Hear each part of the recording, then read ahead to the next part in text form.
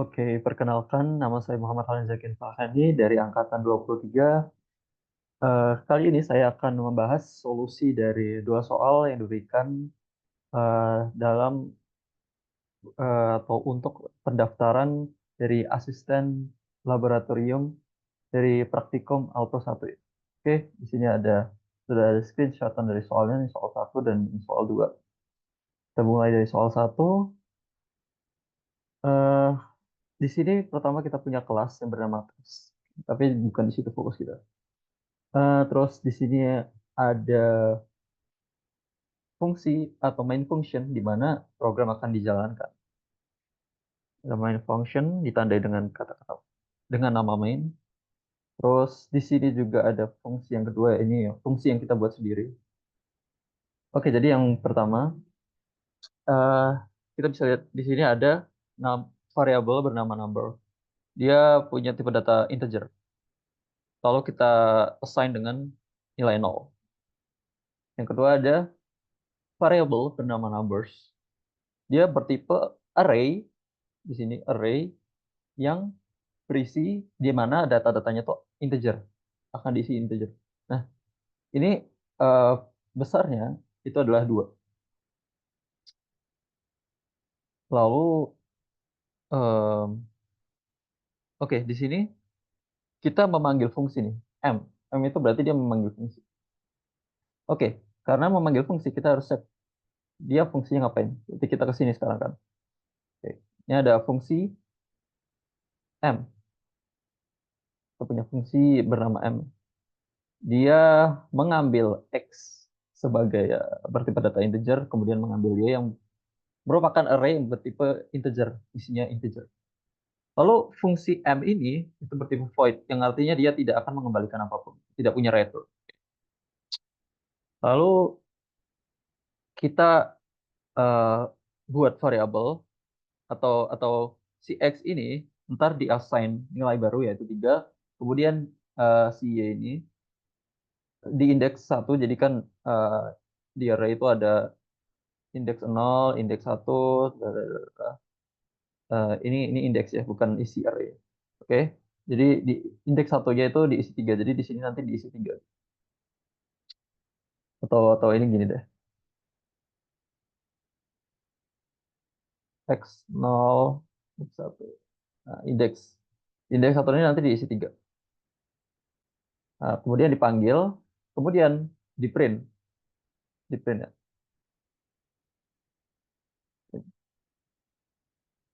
Number is number. Ini memanggil yang ini ya. Ini memanggil yang ini, kemudian numbers zero. Berarti kalau numbers ini kan dia besarnya itu 2 ya.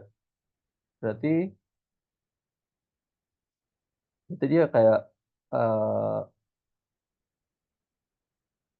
jadi kayak ada 2, ya panjang itu 2 gitu.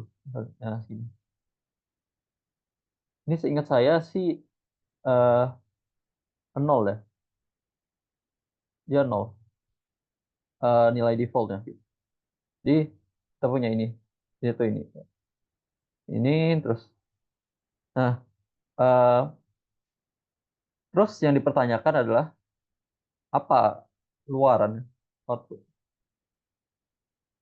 apa luaran atau outputnya. Nah, kita cuma punya luaran ini satu. Oke, satu. Kenapa? Karena di sini ini nggak ngapa-ngapain. Dia nggak ngapa-ngapain. Kenapa? Karena ini kan void. Yang pertama ini void. Void ini void. Dia void itu nggak mengembalikan apa-apa. Oke. Dan di sini tuh nggak ada print-printan apa-apa. Jadi dia dia nggak ada print di sini. Dia nggak ada ngeprint apa-apa. Dia cuma mengassign value-nya aja. Tuh, eh, jadi ini tuh nggak ngapa-ngapain. Jadi yang di print itu hanyalah sistem out print line ini. Yang mana akan mengeluarkan number yang which is 0. Kemudian number index 0. Index 0 itu yang ini akan diambil. Nah, 0 yang mana 0 juga. Jadi ntar outputnya bla bla bla bla bla bla 0 bla bla bla bla bla. Coba kita cek ya. Eh,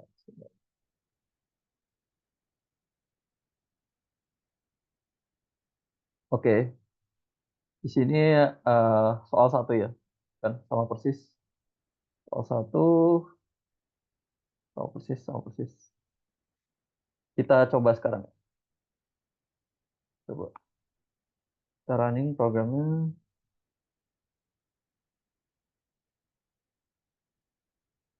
Oh, yang keluar hanya ini. Nol dan nol. Oke, Oke, karena soal satu sudah selesai, eh, kita ke soal nomor 2. Soal nomor 2, definisikan. Oke, kita punya ini. Kita tahu identitas binomial. Oke. Buatlah dua program, oke, yang masing-masing menghitung ruas kiri dan ruas kanan bersamaan. Oh, berarti kita harus buat ini secara terpisah ya. Ini satu, ini satu. Kemudian input nilai n sama lebih dari 4. Oke. Jadi kayak 3 data di atas atau sama dengan 4. Pengecek kerja. Nah, dalam membahas ini kita eh, membuat kita membuat 4 fungsi. Kita memiliki akan membuat 4 fungsi. Jadi kenapa 4 fungsi? Yang jelas kita kita kita gini, mikirnya gini. Oh, kita ini kan suruh menghitung masing-masing ruas kiri dan ruas kanan. Oh, berarti kita butuh satu fungsi, at least setidaknya kita butuh satu fungsi, dua fungsi. Oke, kita punya dua fungsi ya. Ya, dua fungsi sekarang. Kemudian, nah, ini itu ternyata didefinisikan lagi sini. Oke, nah sekarang kita punya tiga fungsi. Nah, tapi di dalam fungsi ini ada fungsi lagi yang kita harus buat. Yang mana? Fungsi faktorial. Oke, jadi kita mulai dari buat fungsi faktorial dulu. Fungsi faktorial ini saya buat eh, dalam saya buat memakai konsep rekursif. Oke. Jadi ini base case-nya. Base case-nya, base case-nya ketika nilai sama dengan nol kita harus menghitung satu gitu. Biar nggak looping secara infinite. Kemudian ini eh, loop apa? Recursive case-nya. Recursive case itu selalu jadi dia kayak selalu memanggil dirinya sendiri, selalu memanggil dirinya sendiri kan sama namanya, tetapi eh admin apa? Tetapi data yang diinputkan ya atau argumen itu berbeda sedikit sesuai kebutuhan. Jadi seperti ini fungsi faktorialnya, kemudian kita memiliki fungsi eh, kombinatorial. Oke, ini saya kasih persyaratan karena kalau sebaliknya memang tidak bisa gitu. Jadi dan di sini ada fungsi utama dari faktorialnya. Eh, jadi fact n ini dia memanggil fungsi yang ini. Jadi dia dia memanggil fungsi ini dipanggil dalam fungsi kombinatorial. Oke, jadi factorial n terus bagi faktorial k dikali faktorial n min k. Oke. Terus lalu ada eh, fungsi satu. Nah, ini yang ruas kiri ya. Ini yang ruas kiri, ini yang ruas kanan.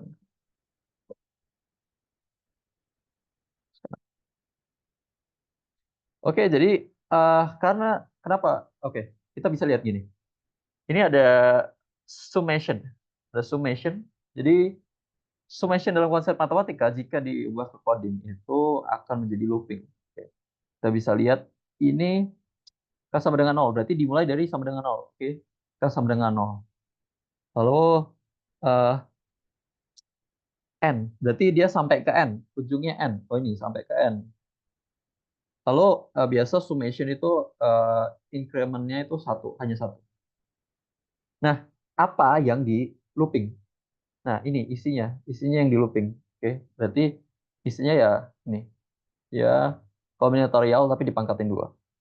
Dimasukin ke sum yang sudah dideklarasikan di sini. Oke, variabelnya.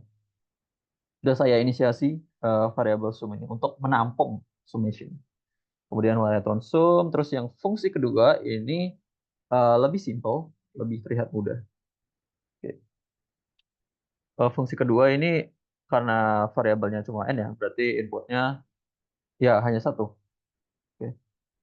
Fungsi kedua sama, yang fungsi pertama juga inputnya hanya n. Kenapa? Padahal di sini ada n, ada k, tapi kok di sini inputnya hanya n. Karena k-nya ini itu udah dimasukin ke si ini iterasinya k 0 nih. Jadi k-nya ini nggak kita input baru, tapi udah didefinisikan sendiri dalam looping itu sendiri. Oke, ini fungsinya kita masukin n yang sama saja 2n terus n, 2n dan n. Nah, sekarang eh, kita cek apakah ini sama, kita running programnya, apakah kedua ruas ini menghasilkan jawaban yang sama.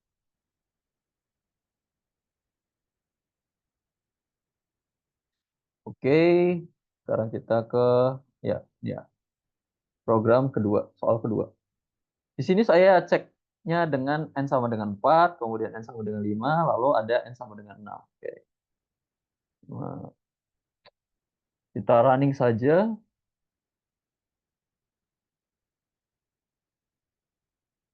Oke, ternyata kedua fungsi menghasilkan jawaban yang sama persis. 10, 70, 25, 25, 252, dan 24, 924. Di eh, klaim tersebut atau dua program ini eh, memang sama gitu. Identitas binomial keduanya memang sama menghasilkan, karena menghasilkan jawaban yang sama. Itu saja, sekian dari saya, dan terima kasih.